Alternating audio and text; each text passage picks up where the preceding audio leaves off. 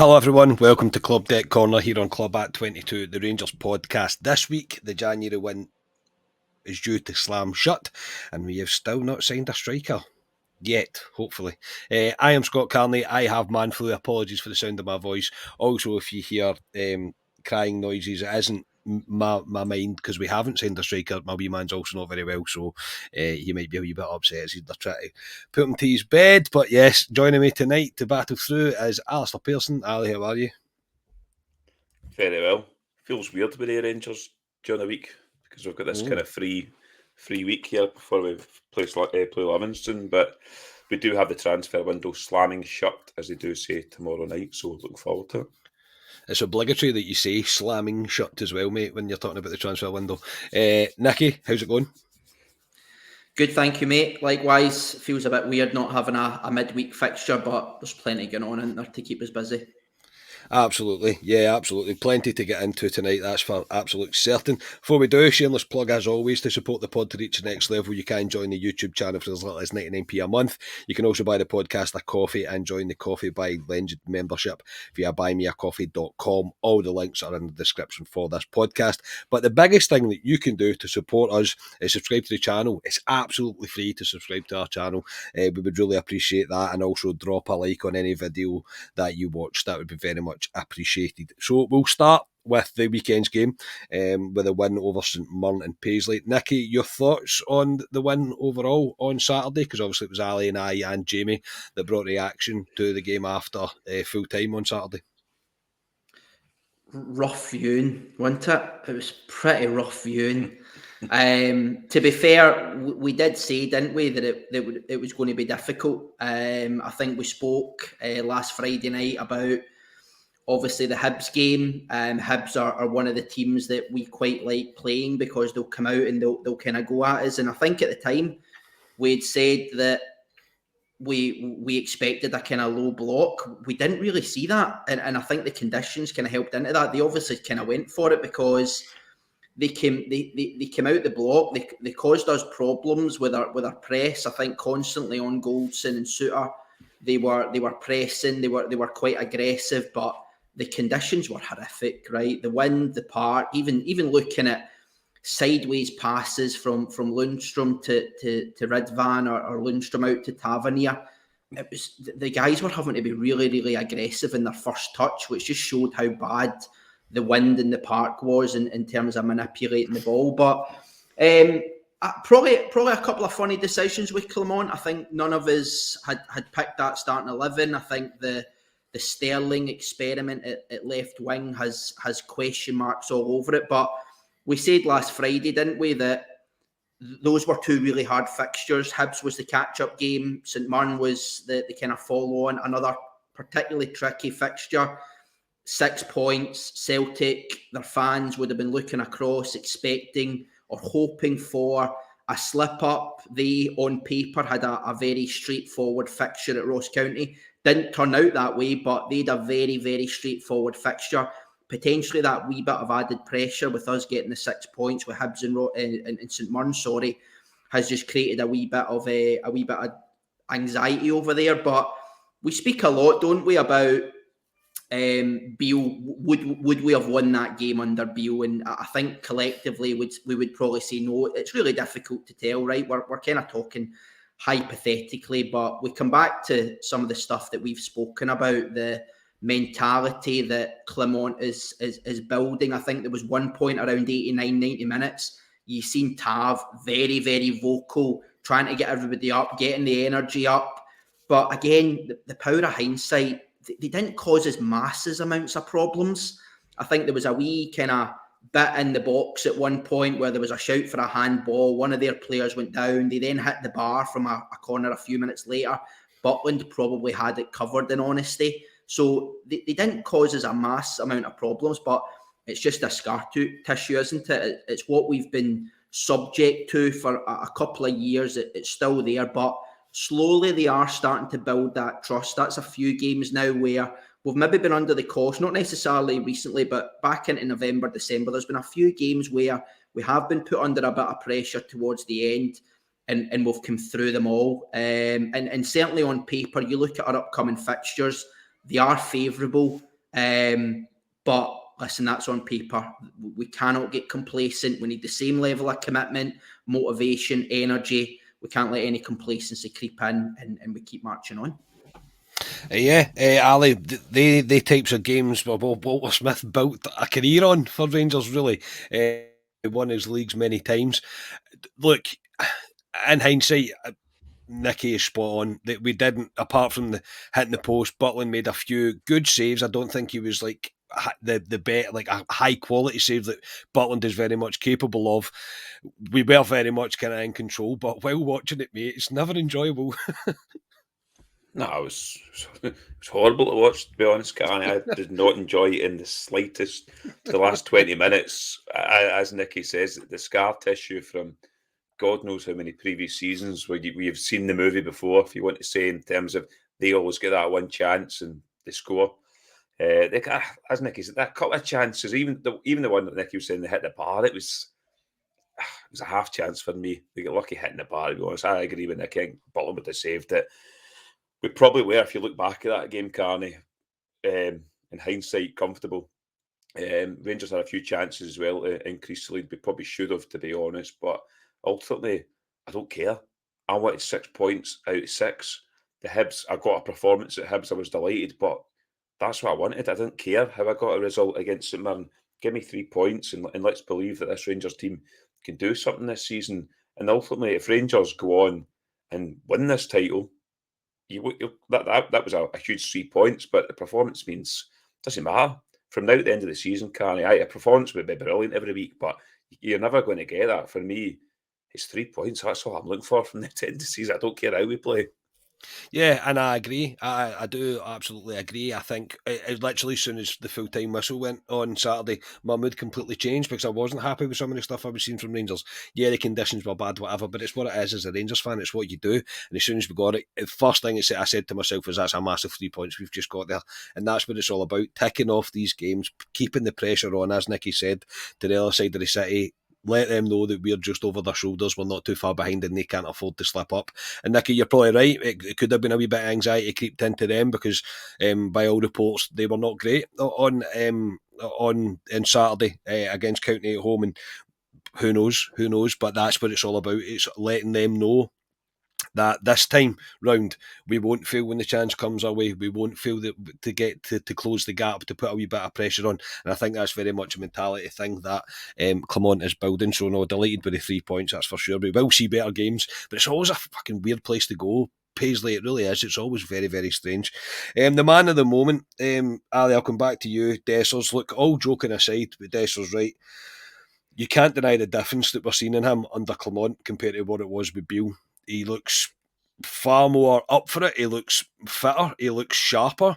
He's scoring more goals. He's contributing to the team. The guy who scored us a winning goal again on Saturday, and it's a very well taken goal. He said himself that he's grown in confidence. And look, I don't think he's a long term solution. I'll still stand by that. I still think that there is frustrating issues there with him, and due to the age he is, I don't really see them getting kind of pulled out his game, if that makes sense. He might get better slightly, but he's not going to make a radical change, if that makes sense. But Dessers right now, mate, he's doing the business when he's getting asked to. Yeah, he needs to, because he's the only real striker, if you want to say, who we've got. I know Silva can play there, but I still don't think he's an out-and-out striker. But he's hitting form at the right time for me, Carney. When we need him, as we say, Jamie going on about his 10 goals that he's going to get between now and the end of the season. He'll get the 10 goals. The amount of games we've got coming up, he'll probably get more than 10 goals. But that's, 3-3 now he's scored now. And the one against St Mirren was important, Carney, because we've said to him he kind of lacks composure a lot of the time, and he was composed there. Took it around the goalkeeper and put it in the back of the net. But yeah, we'll have to rely on him. And to be honest, Carney, when we knew Dessers was starting at the weekend, none of us kind of looked at each other and went, oh, for Christ's sake, Dessers is playing. We were getting, the Rangers support are getting behind Dessers now. There was a period at the start of the season where he went through a wee purple patch, and you could feel the support get behind him, and he just fell away, and he's back in this purple patch. But he needs to keep it going. But the support are right behind him at the moment. And for me, we'll come on to obviously 11th to the weekend, but he starts for Saturday for me. I know you want Silva and you want to get him goals, but Dessers, for me, he deserves his position in the team at the moment, and I hope he gets those 10 goals Jamie's asking for, plus a few more. Yeah, look, Nicky, Rangers fans have made up a song about him now, which is great. It really is, and it's going to add to his confidence as well. He'll start to feel more part of things, and that's important. No matter what now, what happens in the window, and we will come on to the rest of the window, no matter what, Dessers is going to play a part this season. There's absolutely zero doubt about it. We've got Danilo, who's probably not going to kick a ball for the rest of this season, maybe towards the end of the season. Kamal Roof, who knows, literally, who knows where Kamal Roof is and what doing and what kind of status he is, what kind of fitness his levels are at, we don't know. But for Dessers to just keep building on what he's doing, building on the work that Clement's obviously asking him to do, doing the jobs that he's going to ask to do, and I think it's again another one of those things that Clement is making his job, and by that I mean Dessers' job, easy, because he's going, this is where I want you to be and this is what I want you to be doing, this is the run that I want you to make. This is all working. It's all working. And look, as well, I'm not going to sit here and pretend that I think he's the next best thing or anything like that, because I still have my doubts, and I've got egg on my face slightly because of what I said about him previously. But I always want these players to prove me wrong, and I always say that. I always want these players to prove me wrong. And right now with Dessers' stats, I'm going, you're starting to prove me wrong. Yeah, I think, listen, no Rangers fan wants to boo their own players, right? Because it says that we have got something horribly wrong, if that's the case.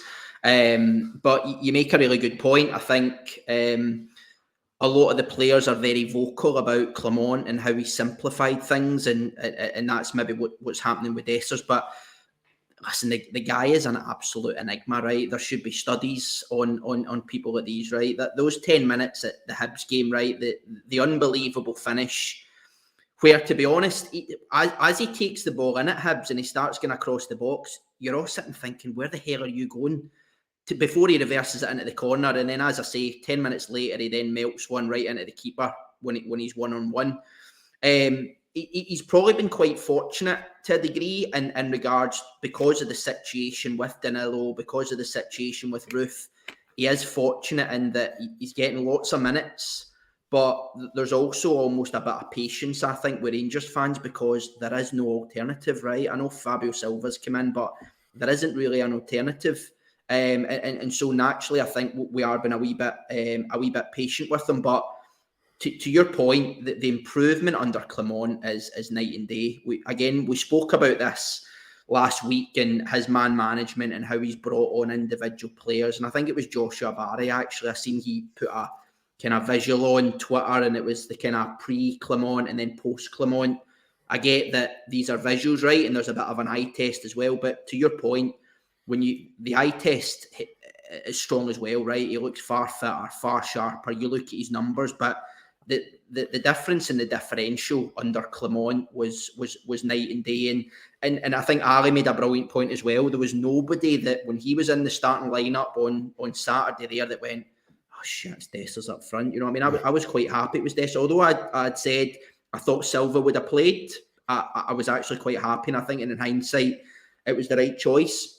I think, listen, 3-4 years down the line, when we think back to this transfer window or this season, whatever happens, whether we look at Dessers and go, do you know what, we paid 3.5 million and he was a decent signing, or do you know what, we paid 3.5 million for Dessers and he was a top quality signing for us. I think it'll come down to these big moments that we speak about, right? We had a brilliant session on Steve Davis and how he's delivered on these big moments. And probably, to be a wee bit harsh on Dessers, I think he has let us down in the big moments up until now. You think about maybe the run in some of the League Cup, some of these performances in Europe, Betis aside, the Old Firm game is obviously the one that kind of sticks. He has kind of let us down in some of those big moments.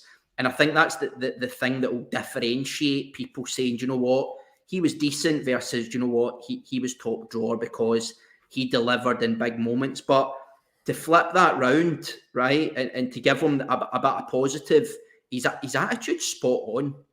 He misses chances, but his attitude is spot on. He's took a lot of slack from Rangers fans as well over the period when he's been kind of sarcastically jeered, coming off, etc. his attitude's been absolutely brilliant. He never hides. He works his arse off, and he tends to just get more chances, which suggests he's getting the right position. But it kind of comes back to that trust thing again, right? We speak about the scar tissue and how we build trust.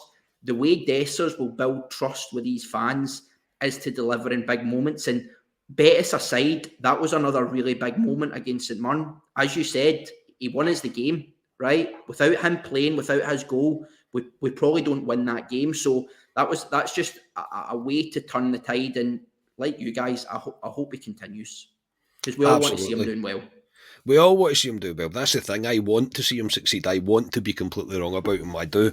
I really do. But he's definitely going to play moments. And right now he seems to have turned a wee bit of a corner. And long may it continue. Ali, the Sterling experiment, will break that down a wee bit further, because I think I was just on the post-match going, no. Don't want to see that again. I don't.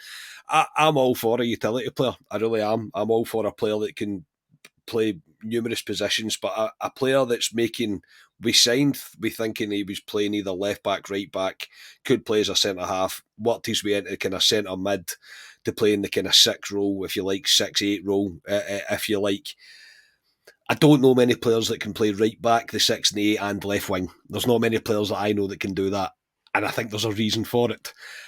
I get why Clement tried it. Don't get me wrong. I think based on the pitch conditions, the weather forecast as well, I thought he might be thinking more that he'll pick up balls in the final third when things break down. He'll be a good player to win the ball high up the park. I get that side of it, but for me, it was just a wee step too far. Yeah, I don't think we'll see that again. I think Clement to himself will be saying, I've tried that. Ultimately, it didn't cost us or anything because we won the game, but it's... I think we could all see, Carney, as fans, that it wasn't working. It nullified Pure Yilmaz as well to a point. I didn't think he had a guy really to link up down that side.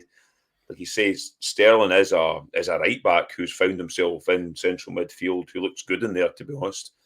And then he's obviously thought he's looked good there. Will we try him out on the left? And it's not worked. It's not worked. So yeah, I don't think we'll see that going forward, but he's had to play him there, Canny, because he obviously doesn't trust some other players to play there. So he said, we'll put Sterling out there. I think he thought St Mirren would be a bit of a stodgy team in terms of the way they would sit in. And they didn't sit in at all. St Mirren, I thought they came in press Rangers. So, yeah, for me, I don't want to see that again, Phil. Please, I trust you, Phil. When I seen it, I was like, if that was Michael Beale, you'd be flinging your toys at the pram. But with Clement, you're going... Right, well, we trust him. We trust Clement because he's earned trust to us. But going forward, not for me.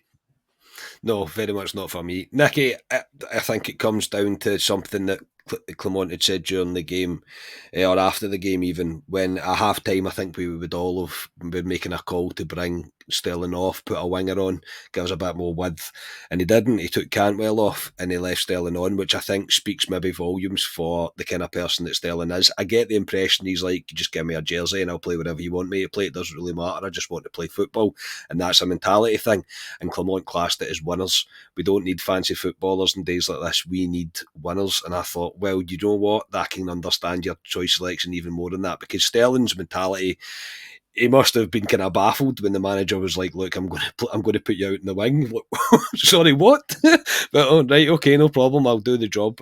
But it was just a wee step too far. But I'm taking nothing away from Sterling, because the boy is impressive and he does just want to do the best for the team, clearly.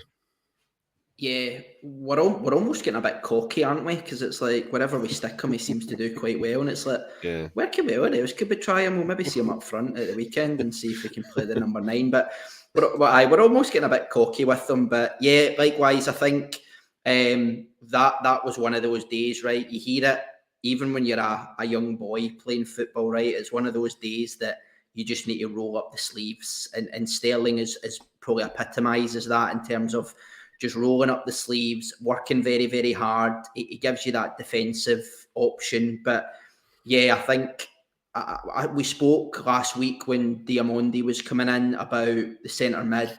I think we all agreed that probably Sterling's traits as a centre mid are more in the defensive side as opposed to the attacking. So breaking up play, retaining the ball, keeping possession, playing it on to, let's face it, more creative footballers in the team. So yeah, to put him left wing, and try and see how he does, how his one-on-one ability is at kind of running by fullbacks, etc., was a bit strange. I think for me, Sterling, I think we almost need to decide what is his best position and stick with it, because we're in danger of Sterling becoming that kind of utility man that just gets thrown into the team wherever we've got a gap or wherever we've got a problem. And you don't really want that from him. You want him to nail down a spot. So personally, I can't see him being a fullback in this team. And the reason I say that is I think we're so dominant on the ball and we're so attacking in 90% of our games. Again, you come back to Sterling, he's more defensive. I don't think he gives you the output that a James Tavernier or a Yilmaz or Hefty or whoever comes in will give you. So I do think the 6 is perfect for him, maybe as that kind of longer term replacement for the likes of Jack, who we all expect to kind of leave in the summer. But I think we do need to nail that down and agree what is Sterling's position. Hopefully that's been communicated with him, and then it's up for him to fight for that place. And if it is the 6, then it's down to him to say, right, between me, Lundstrom, Jack, how am I going to get the jersey and how am I going to keep it, as opposed to just kind of moving them about, because that's what you don't want, right? They're very helpful in teams to have people that can do that, the kind of multiple role, but he himself, I think, will want to nail down a specific role and I think really concentrate on that.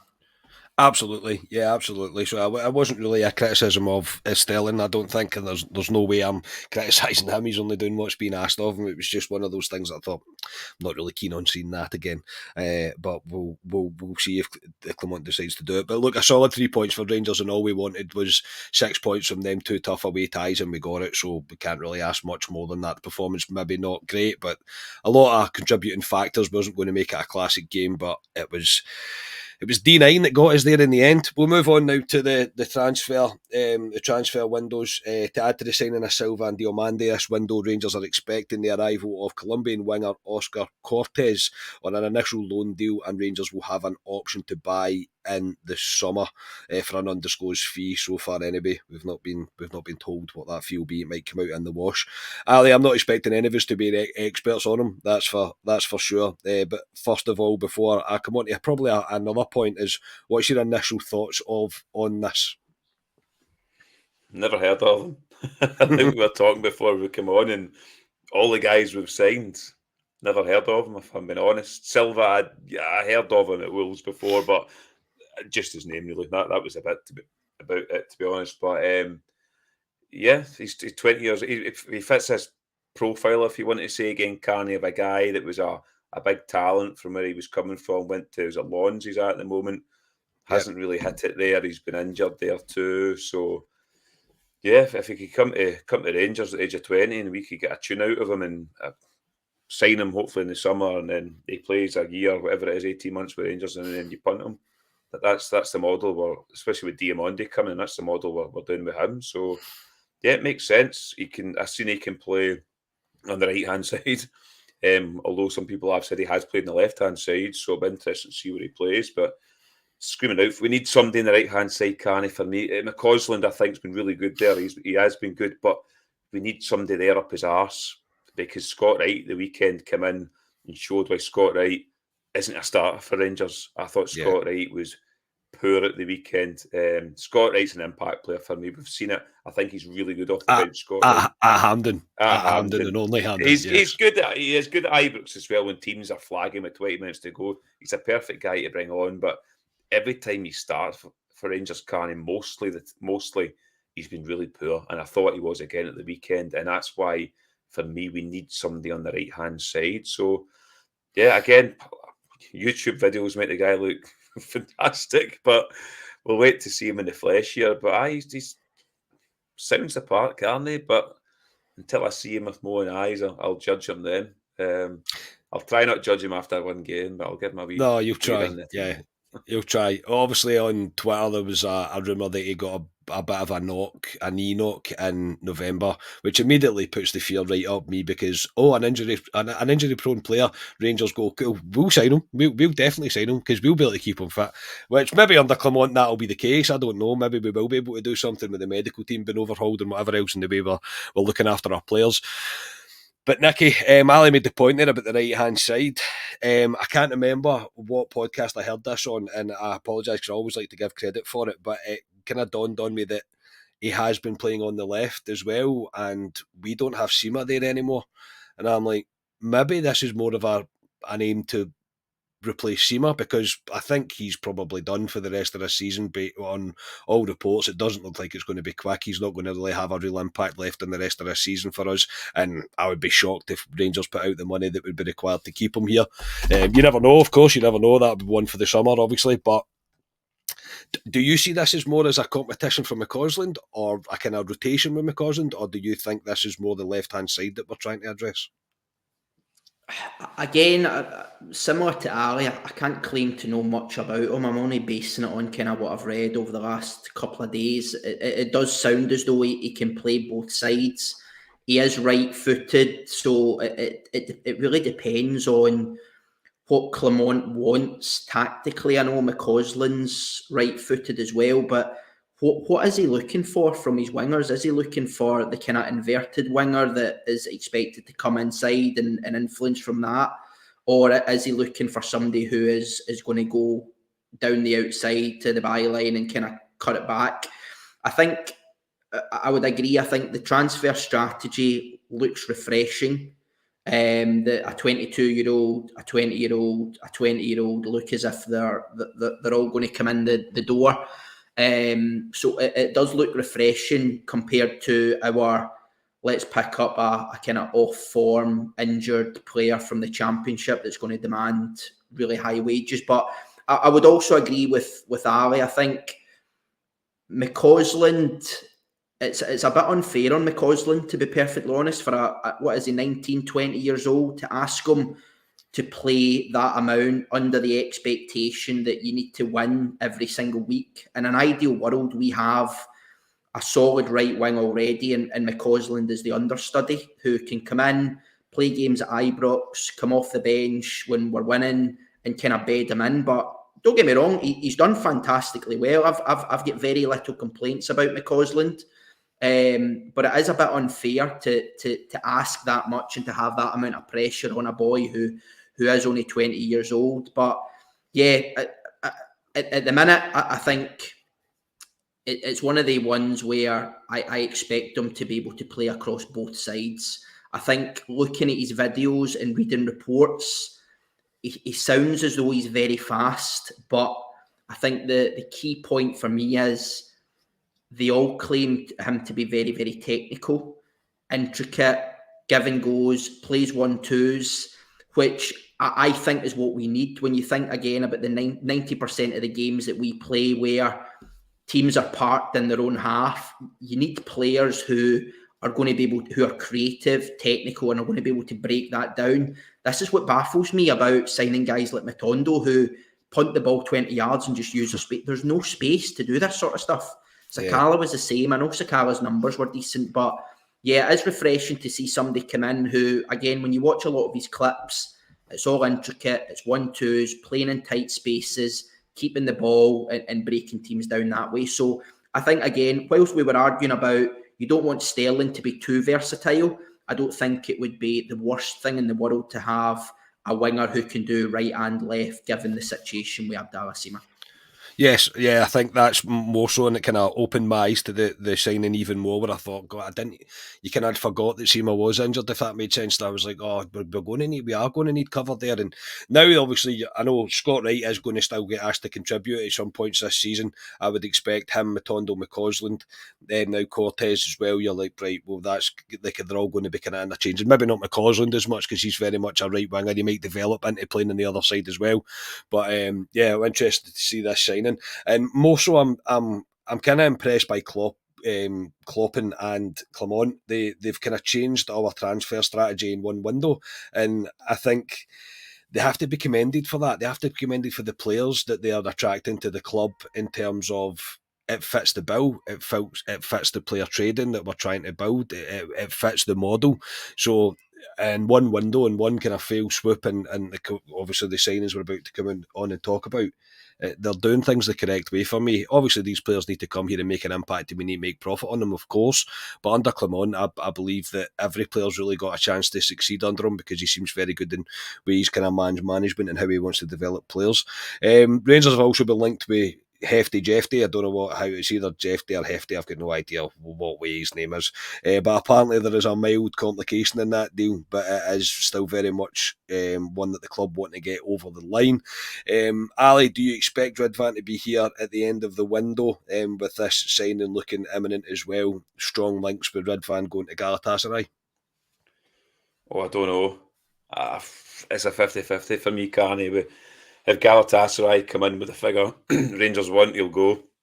And it's a pity, because if somebody had told me 6 weeks ago we were selling Yilmaz to Galatasaray, I wouldn't have really batted an eyelid, to be honest, about it. But he's come in the team and he's been very good. I'd say he's been in our top 3 players for since he's been in the team, Carney, for me. He's always in amongst that man of the match. When you're looking to pick somebody, I think he's been very good. It's just typical. He starts to play well, but you look around the team, Carney, not get many assets. I know we're talking about boys bringing him in here, but he's an asset. He's highly sought after in Turkey as well, where he's from. So if Galatasaray come in with roundabout what Rangers are looking for, he'll go for me, Carney. And unfortunately, and I know Ryan will hate this is why he's not on tonight, but it'll be Borna Barisic. With this guy as backup, unless he is good enough to slot in. I don't know, but it'll be very interesting tomorrow night. Very interesting with it. Nicky just a bit logged off there as well when you said it was Borna Barisic, mate, that was going to play for the rest of the season. It's not tomorrow night, it's Thursday night, is it not? I'm sure it's the 1st. I could be wrong. I'm sure it is the 1st, isn't it? No, yes, it's the 1st. Why we don't make things easy and just go to the end of the month? You'll never know, but hey, you'll never know. Yes, it is the 1st, yes. Nicky, Ali is spot on. That is the reason Ryan isn't on tonight, because he's seen the agenda and he knew we were going to have this conversation. So right now he is lying at home on the couch, cuddling his Ridvan cutout. But look, I don't. The rumours are not going away. Rangers apparently rejected an offer of about €3 million for Ridvan. We're looking for closer to €5 million, which would make sense to me. I don't think Ridvan's desperate to leave, but he's not opposed to leaving either, if that makes sense. And I think there's strong links of from being Turkish to going to Galatasaray. All of it seems to kind of fall into place, especially with Rangers going out and signing this boy for it looks like only kind of $500,000. The outlay it will be to get him in. And if one of the two of them are going to go, I still think Barisic is going to go at the end of the season. Don't get me wrong, I would be shocked if Barisic get offers a new contract. But if right now it looks like Yilmaz is the one that's closer to leaving. Yeah, unfortunate. And again, we spoke about this briefly. There's either Yilmaz leaves, Borna leaves, or actually nobody leaves. I think the latter is probably the least likely. I do expect somebody to probably go out the door. Sorry. Don't get me wrong, we've obviously done quite a bit of business, right? Probably more so than what I expected us to do in this window, if I'm totally honest. I don't think there's a massive outlay right now. I mean, Diamondi is big figures, but from what I'm led to believe, it's a loan with an obligation to buy. So the £4.5 million or whatever it isn't technically due until summer. For me, if I was copping Clement, whoever's dealing with the Ridvan situation, I'd be saying you're going nowhere, because I need you for the next 3 or 4 months if we are serious about competing on 3 fronts that we've got left. I don't see why we're under pressure to sell him right now. He has 3.5 years left on his contract. We will still be in a very, very strong position in the summer, potentially even stronger position, because he could then have the evidence of 4 or 5 months under his belt where he's performed very, very well. And you never know. That may then attract suitors from the Bundesliga, France, Holland, wherever, when we think about the kind of big 5 leagues. The one thing I did read or listen to today, and again, similarly, I can't remember where I read it, I'd actually heard that Ridvan isn't too keen on going back to Turkey. And I do wonder if that might be a bit of a stumbling block, because Galatasaray seems to be the main name that's kind of been thrown about at the minute. I do wonder, is he maybe preferably going to La Liga or Bundesliga or something like that? And in my mind, if I'm Clement or Koppen or whoever's dealing, as I say, with that situation, if that's where he wants to go to, then we can help you do that. Give us another 3 or 4 months. Nobody's going to stand in your way. And I think we could demand a higher fee in the summer as well if he has another 3 or 4 good months under his belt. But there is a lot of noise, and that does worry me a wee bit that maybe something will happen. Ali made a brilliant point. He is only one of the sellable assets in the squad at the minute. And if his stock is at a decent level just now, then maybe we need to take it. But Galatasaray have got a cheek. They've just sold a fullback to Bayern Munich for, I'm pretty sure it was about 30 odd million, right? So they're not short of cash. So cough up the extra 2 million if you want them, and we'll do business with you then potentially. Yeah, we'll do business then. Look, and you're right. I think that it could be down. Maybe Clement just doesn't fancy him. Maybe he doesn't. Maybe you're going to get that when a new manager comes in. Maybe we don't know. He's not going to come out and say that and fling the player under the bus and pretty much say, I'm not going to play him because I don't like him, kind of thing. But it could be that as well. It might not be in his footballing philosophy that Yilmaz is the player that he wants kind of structured for that position. But as I say, we don't know. But it does look likely that Yilmaz will be, or Yilmaz will go should all the pieces fall into place. He would look like the most likely. Talking about sellable assets, just before we came on air, it was confirmed by Chris Jack that Rangers have rejected a bid from Nottingham Forest for Super Jack Butland in goal, with the board apparently saying they will not entertain offers for him in this window. Ali, there is no chance Rangers can sell Butland. I am 100% not. It's not happening, especially not in this window. However, it also gives me a wee bit of sadness because I know he's not going to be here very long because he's good. He is really good. But interested to hear what Forest would have bid. But see, unless it's ridiculous money, especially in this window, and ridiculous, I'm probably talking about 20 million plus in this window.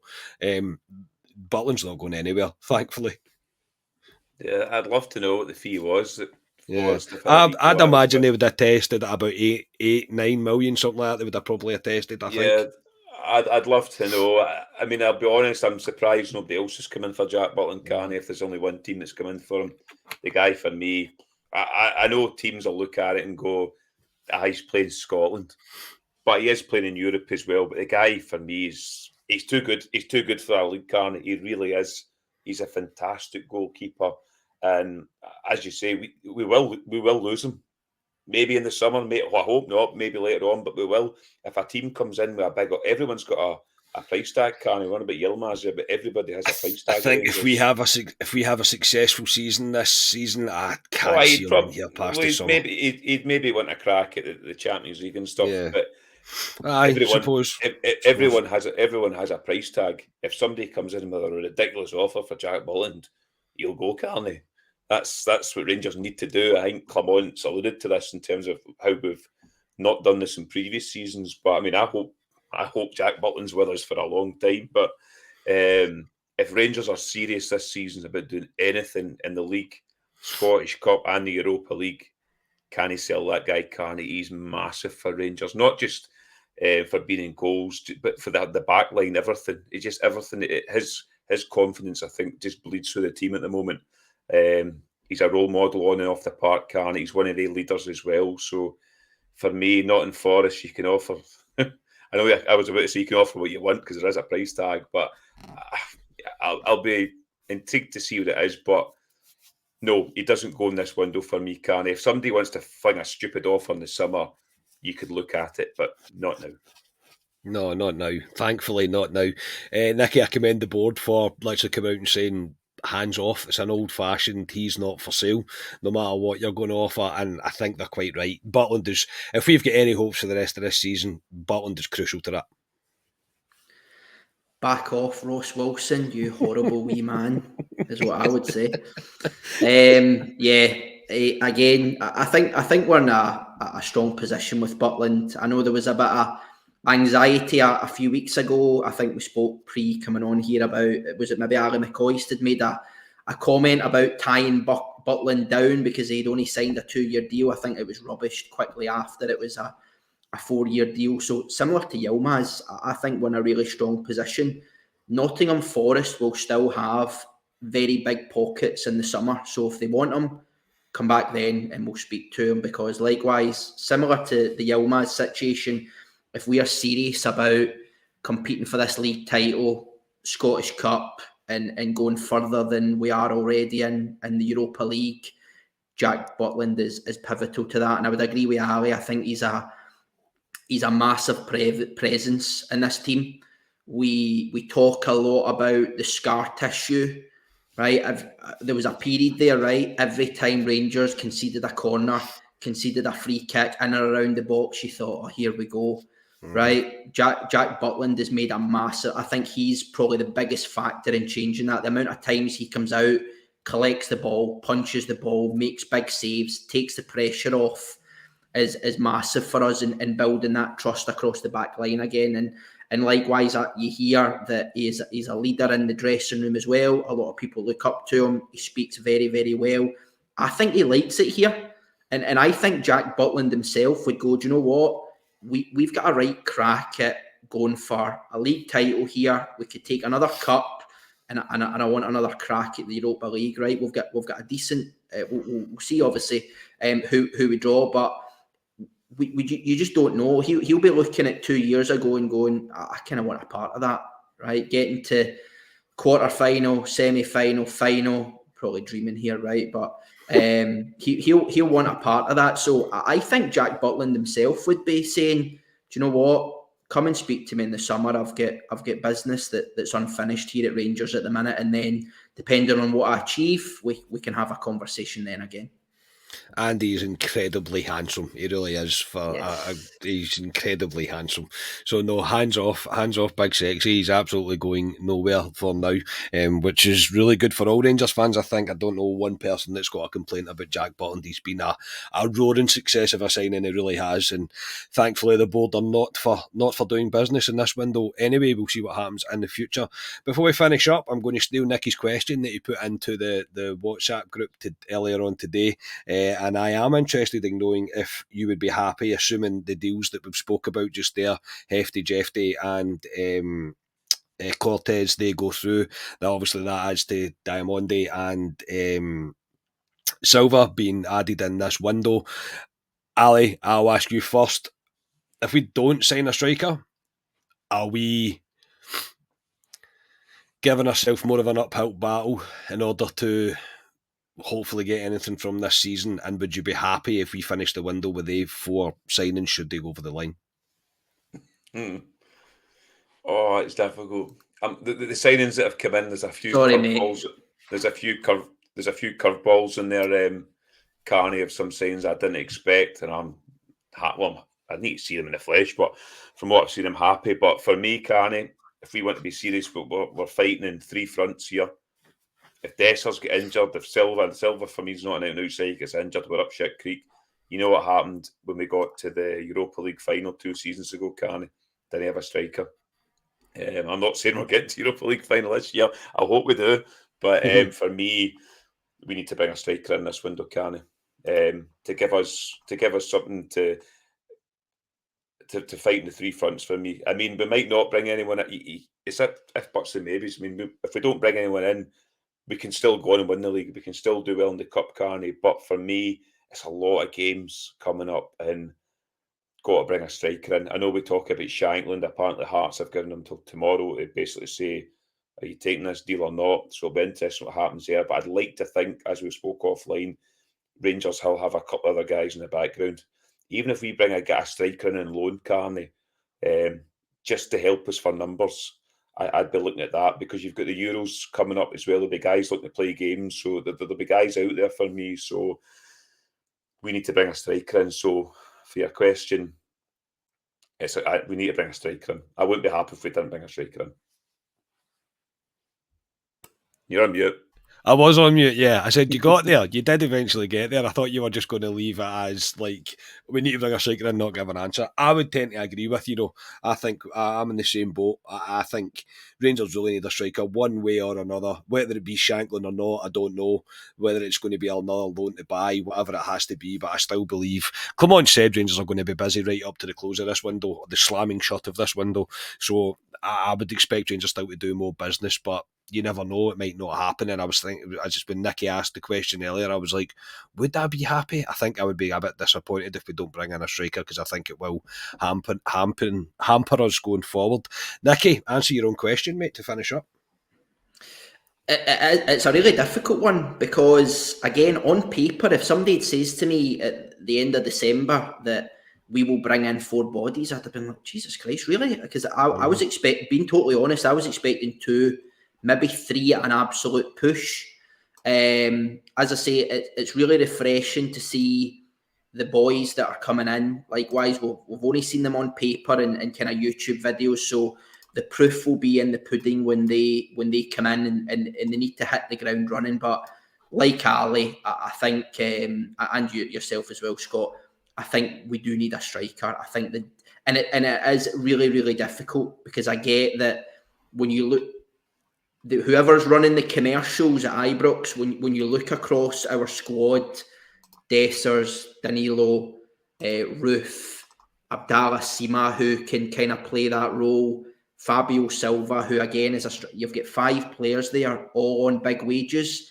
We've been really, really unfortunate with the Abdallah Sima and Danilo situation. Everybody knows what you get with Roof, right? We've kind of experienced it for 3 years now that he plays 10 games a season, but you've got 5 boys there pulling in big wages. How can you justify bringing another striker? But as I say, if we're serious about competing on 3 fronts and we want to have a real go at the title, which, let's face it, is the key thing that we want to achieve this season, is winning the title, right? Everything else would be great, but winning the title is a key thing. I think a striker is needed to just put away the chances that we create in the vast majority of games. Yeah, I would agree. Yeah, I think most would agree. I think we all entered this window as fans hoping that we would see the signing of a striker, especially with Danilo's injury and the way Dessers was at the time. I know he is improving, but I still think it's critical for Rangers to get something on the line. And I would imagine one way or another there will be a striker brought in. In what form that will be or who that will be will remain to be seen. But we're leaving it late, lads. We're leaving it late. It's always a bit squeaky bum time, isn't it? We're leaving it this late. That will do us for tonight. So, Alistair, thank you very much for joining me. No problem. And I'll look forward to the tweet by Rangers by saying, don't go to your beds yet.